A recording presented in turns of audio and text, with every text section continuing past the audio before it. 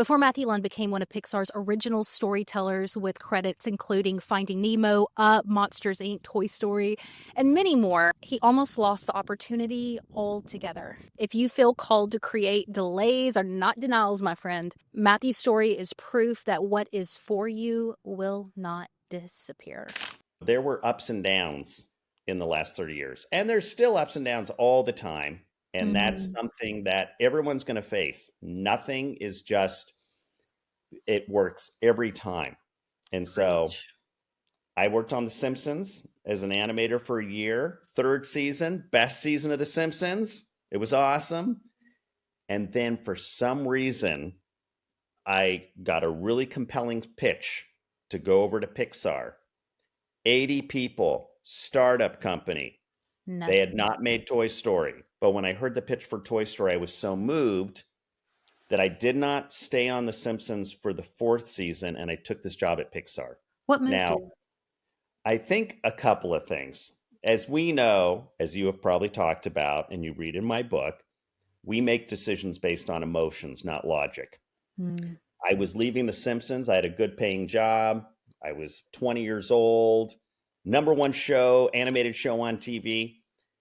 I came over to Pixar because Steve Jobs, who owned it, gave me a very compelling 10-minute pitch that, and Steve, we're going to do something different. We're going to put a dent in the universe, and we're going to make the first CG animated film, and we are going to do something different than the Disney company would ever do. Because the Disney company at the time had a monopoly. Prince, Princess, Fairy Tale Village, musical numbers. He said the movie was going to be about toys. That's why they reached out to me, because some of my friends at the studio knew my family owned toy stores. And then also, I don't know if this is embarrassing to say, but the studio was going to be not in LA, but in the San Francisco Bay Area, where my family was, and my girlfriend. So, hey, emotions. We make decisions on love all the time. And thank God I had a girlfriend at the time in the Bay Area. So I took the job.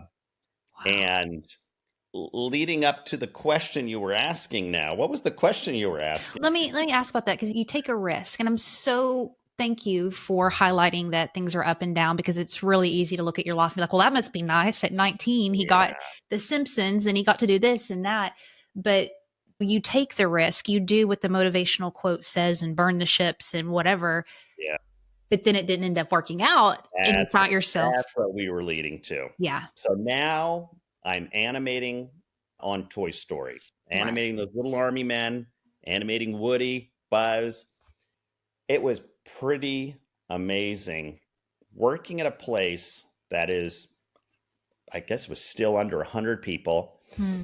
There was the chance that it felt special, that we were doing something special, something that was going to, if it worked, it was going to be really cool. And then the Disney company that we were getting the funding from to make Toy Story decided we're shutting it down. We don't believe anybody's going to watch a CG animated film, a film animated in computer, an animated film with no prince or princess. And I remember after making this big move to leave The Simpsons to come to Pixar after a year, all the animators were let go. The director, he was so sorry. I remember when I went into his office, he was teary-eyed. And he was also teary-eyed because he felt responsible for us moving our lives to Pixar. But also, he had been laid off from other films that he had worked on, that he started working on, like The Brave Little Toaster was John Lasseter.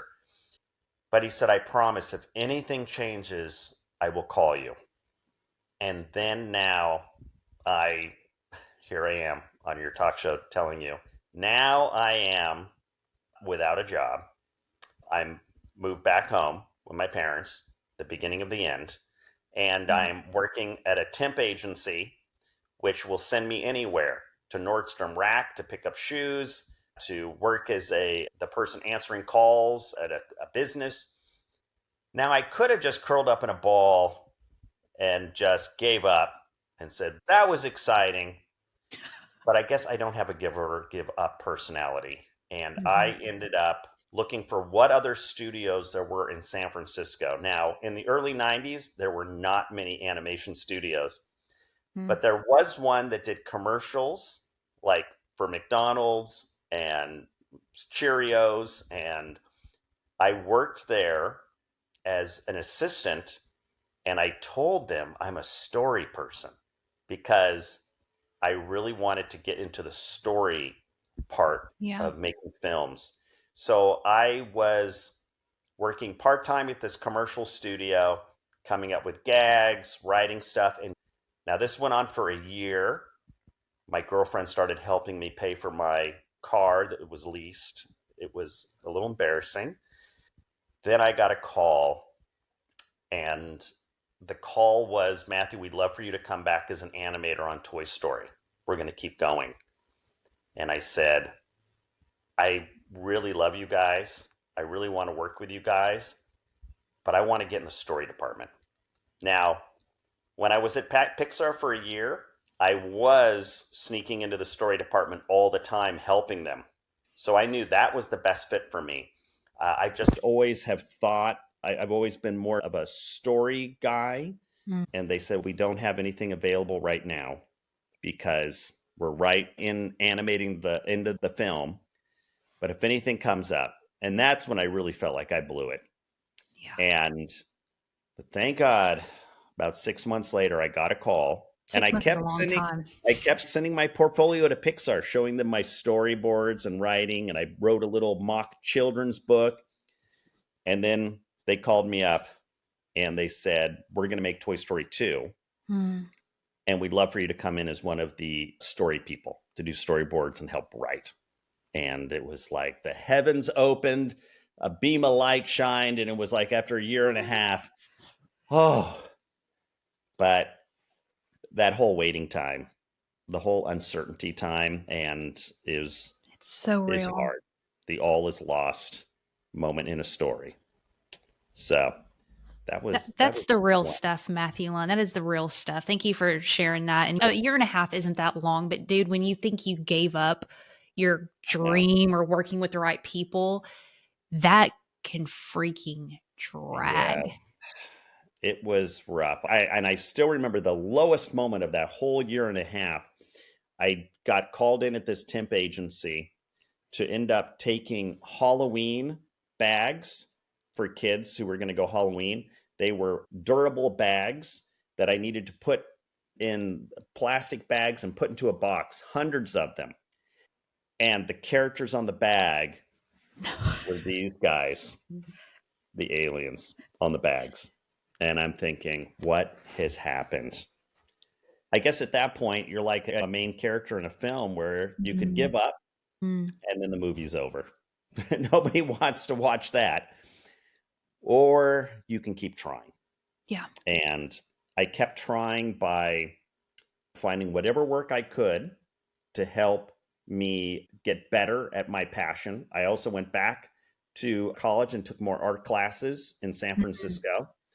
And I just consistently kept, in a friendly way, sending my portfolio back to Pixar, letting them know I'm still alive. I'm still here. And it fortunately paid off. I want to really highlight what you just said. Waiting doesn't mean sitting on your ass and praying that the universe shows up. It will show up when you've done everything you know how to do, and you continue to do that over a year and a half. Hope you enjoyed this conversation with Matthew. The full conversation can be found linked down below in the show notes. And make sure you grab his book, Best Story Wins.